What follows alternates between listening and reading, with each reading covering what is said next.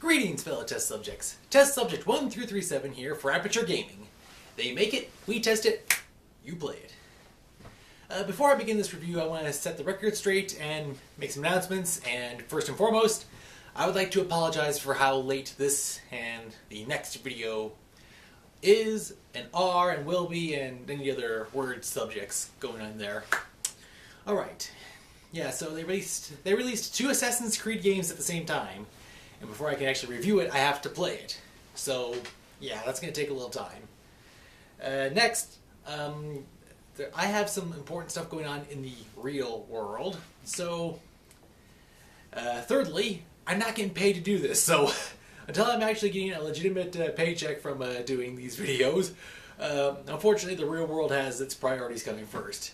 But hey, I still make the videos. You guys still like, watch, follow, and subscribe, and I thank you for that. So I make sure to always continue to give the people what they want.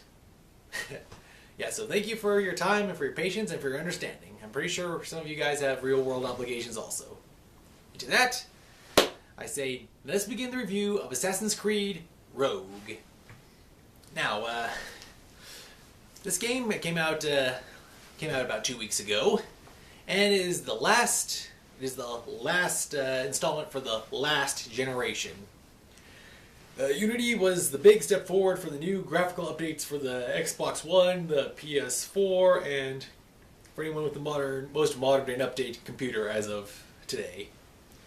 So they decided to bid a fond farewell by going out in style by giving us 2 Assassin's Creed games. Assassin's Creed Rogue, if anything, I'd say it's like Assassin's Creed Black Sails 2.0, or I guess in this case it'd be 3.0. Let's see. Black Sails, Freedom Cry. Yeah, 3.0.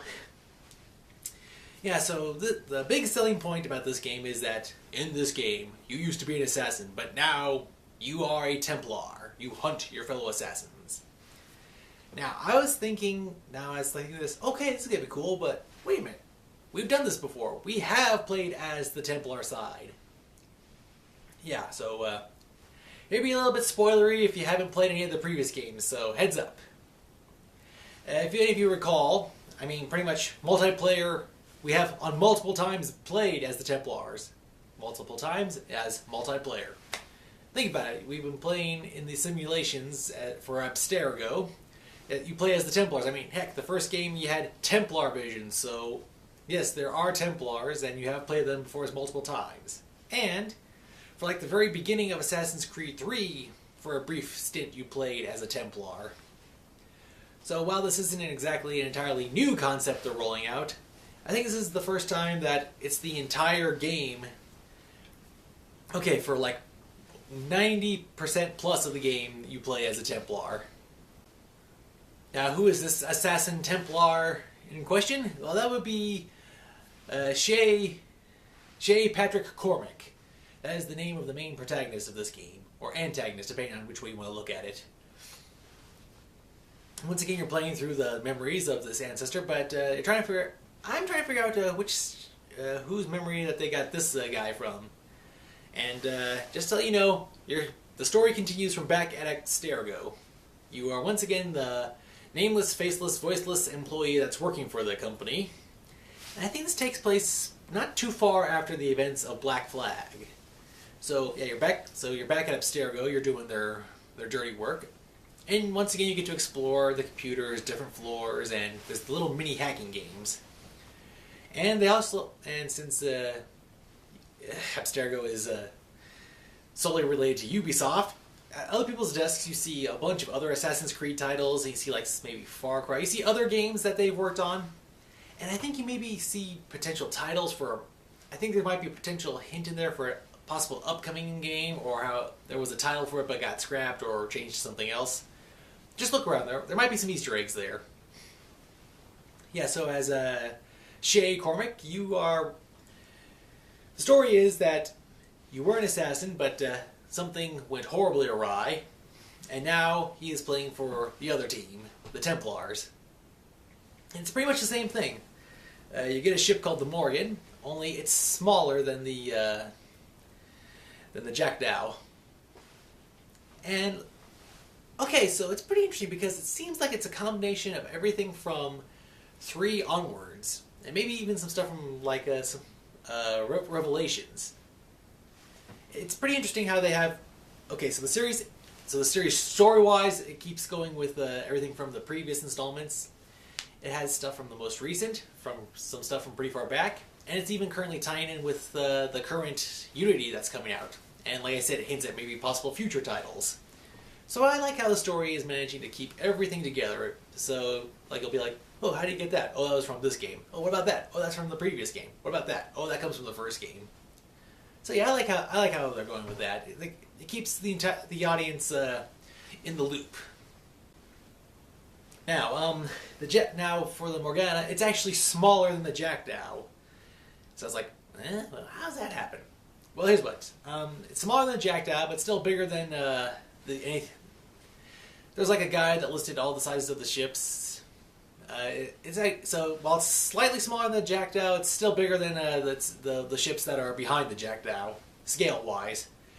And the small size helps it because in this game, instead of sailing around the Caribbean, you'd be sailing in the northeast of the United States. You're sailing in the very Arctic Atlantic-y area. So you have New York, and you have like the mid-ocean where there's ice flows, and like here's what you can blast icebergs, and there's sheets of ice where you have to get a ram to be able to travel through.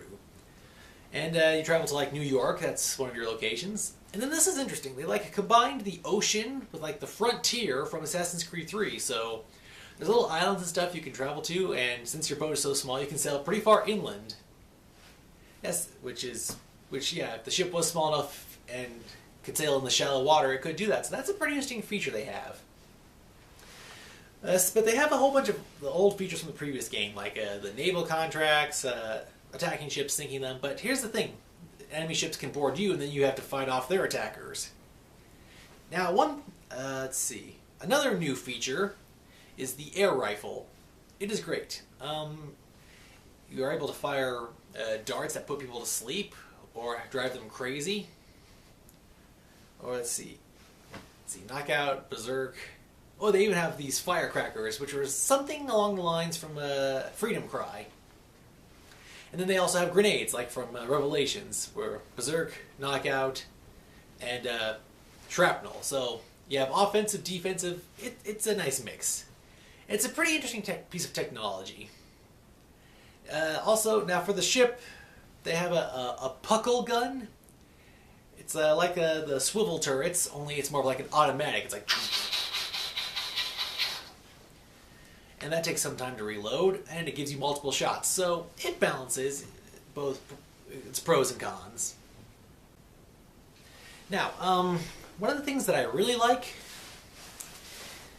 this because it's like someone said, hey, let's take all the features of multiplayer, strip out the multiplayer, and actually make it for the main story.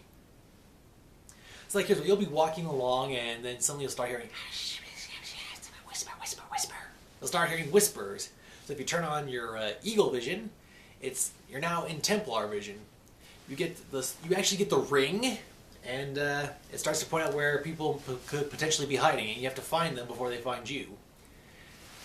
Yeah, so it's pretty interesting how they had that factor included in. Other elements they took from Assassin's Creed 4, like instead of the assassination contracts, they now have reverse contracts where you find who the assassins are about to target, and you have to try to stop the assassination. Instead of you can continue to take forts for yourself, and there are assassin's bases that you have to claim for yourself. It's pretty interesting. You're actually playing for the other side, but it's all these similar elements. So if you liked the Assassin's Creed Black Flags, it's more the same, but different coat of paint and some new features added on. Let's see. And I think it's interesting. I mean, we hear so much from the story about the assassins. It's interesting how one of the guys switches sides, and then you hear from their perspective, and how they're supposedly on the moral high ground or doing the right thing or being the good guys. I mean, you're playing as Cormac, and you're willingly working with them, so something's going on. And it's interesting hunting down assassins who will take you out first, like just the regular NPCs, or lead up to like your former brothers. Yep, it's really interesting. All right, so let's see. Is there any other features I forgot to mention? Oh, once again, the sea shanties return, so that's an interesting factor to get. Now, if you pre-ordered this game, it came with a download for a new to raid a fort. Yeah, so there's that factor. But aside from that, there's nothing else. There's Uplay, but that's standard DLC, so that's not going to be in a separate review. There's no multiplayer. Honestly, there is no multiplayer. Excuse me. Yeah, and there was nothing that was stated for a season pass, so Ubisoft, they figured since this was the last generation, they didn't want to be adding too much onto this game. They wanted to put all their focus on Unity, so I can understand that. It seems a little weird not getting any super extra bonus features. Okay, we got a couple, but we don't have like a entire grocery list. Yeah, so as I said a little bit ago, it's Assassin's Creed Black Flag with several stuff thrown in from the previous games, some old stuff taken out, some new stuff put in. It's pretty good. It has a good balance. Yeah, so while it's not pushing any boundaries, there's some new features in there that are pretty interesting. So we here at Aperture Gaming, we give Assassin's Creed Rogue. Ooh, this is a tough one. I'm going to give it a solid 9 out of 10.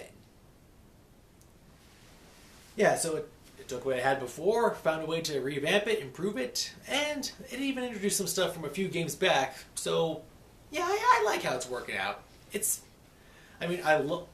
We loved Black Flags, and if it's more of this, it's like I said, you had Black Flag, you had Freedom Cry, and now we have this. The saga is continuing.